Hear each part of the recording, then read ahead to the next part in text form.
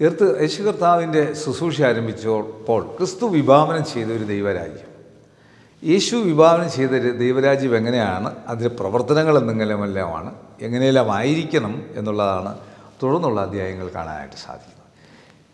ക്രിസ്തു വിഭാവനം ചെയ്ത ദൈവരാജ്യത്തിന് 1 മുതൽ 16 വരെ ആ ദൈവരാജ്യം എങ്ങനെയുള്ളതാണെന്നുള്ളതാണ്.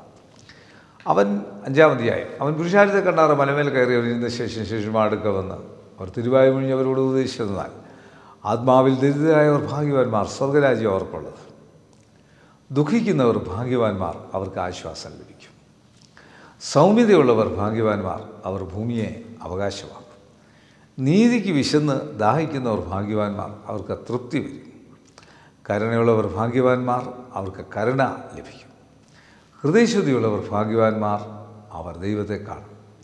സമാധാനം ഉണ്ടാക്കുന്നവർ ഭാഗ്യവാന്മാർ, അവർ ദൈവത്തിൻ്റെ പുത്രന്മാരെന്ന് വിളിക്കപ്പെടും. നീതി നിമിത്തം ഉപദ്രവിക്കപ്പെടുന്നവർ ഭാഗ്യവാന്മാർ, സ്വർഗരാജ്യം അവർക്കുള്ളത്. എൻ്റെ നിമിത്തം നിങ്ങളെ പഴിക്കുകയും ഉപദ്രവിക്കുകയും നിങ്ങളെക്കൊണ്ട് എല്ലാ തിന്മയും കളവായി പറയുകയും ചെയ്യുമ്പോൾ നിങ്ങൾ ഭാഗ്യവാന്മാർ, സ്വർഗത്തിൽ നിങ്ങളുടെ പ്രതിഫലം വലുതാവുകൊണ്ട് സന്തോഷിച്ച് ഉല്ലസിപ്പിൻ. നിങ്ങൾക്ക് മുമ്പേ ഉണ്ടായിരുന്ന പ്രവാചകന്മാരെയും അവർ അങ്ങനെ തന്നെ ഉപദ്രവിച്ചുവല്ലോ. നിങ്ങൾ ഭൂമിയുടെ ഉപ്പാവും. ഉപകാരമില്ലാതെ പോയാൽ അതിന് എന്തെന്നുകൊണ്ട് രസം വരുത്താം. പുറത്ത് കളഞ്ഞിട്ട് മനുഷ്യർ ചവിട്ടുവാനല്ലാതെ മറ്റൊന്നിനും പിന്നെ കൊള്ളുന്നതല്ല. നിങ്ങൾ ലോകത്തിൻ്റെ വെളിച്ചമാകും. മലമേലിരിക്കുന്ന പട്ടണം മറിഞ്ഞിരിപ്പാൻ പാടില്ല.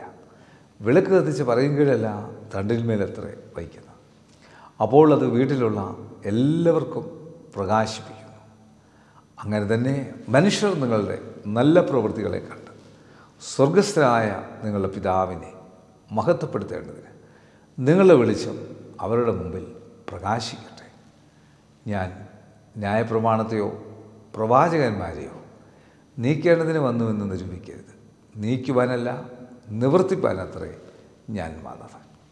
യേശു കർത്താവ് വ്യക്തമായിട്ട് പറയുകയാണ്, യേശു കർത്താവിൻ്റെ ശുശ്രൂഷയുടെ ആ ദൈവരാജ്യം എന്താണെന്ന്. വിശുദ്ധ മത്തായി എഴുതിയ സുവിശേഷം മഹാത്മാഗാന്ധിയും ശ്രീനാരായണ ഗുരുസ്വാമികളും അപ്രകാരം ഡോക്ടർ രാധാകൃഷ്ണനും ഇവരെല്ലാം ലോകത്തിൽ ഏറ്റുപോയിട്ടുള്ള ജീവിതത്തിൽ അവരുടെ ജീവിതത്തിൻ്റെ ക്രൈസ്തവ മൂല്യം അവരിലുള്ളത് ഈ അധ്യായത്തിലാണ്. എന്താണ് ദൈവരാജ്യം?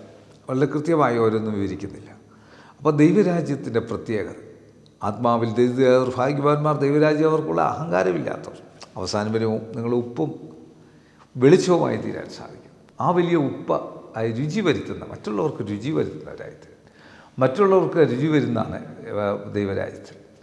മറ്റുള്ളവർക്ക് വെളിച്ചമാകുന്നതാണ് ദൈവരാജ്യത്തിൽ. കണ്ണടയ്ക്കാൻ പ്രാർത്ഥിക്കാം. കർത്താവേ, പരിശുദ്ധ പിതാവേ, ഈ വചനം കാണുന്ന കേൾക്കുന്ന എല്ലാ പ്രിയപ്പെട്ടവരോടും ദൈവശക്തി ഇറങ്ങി ദൈവരാജ്യം എന്താണെന്ന് മനസ്സിലാക്കി ഞങ്ങൾക്ക് ജീവിക്കുവാൻ ഞങ്ങളെ സഹായിക്കാം.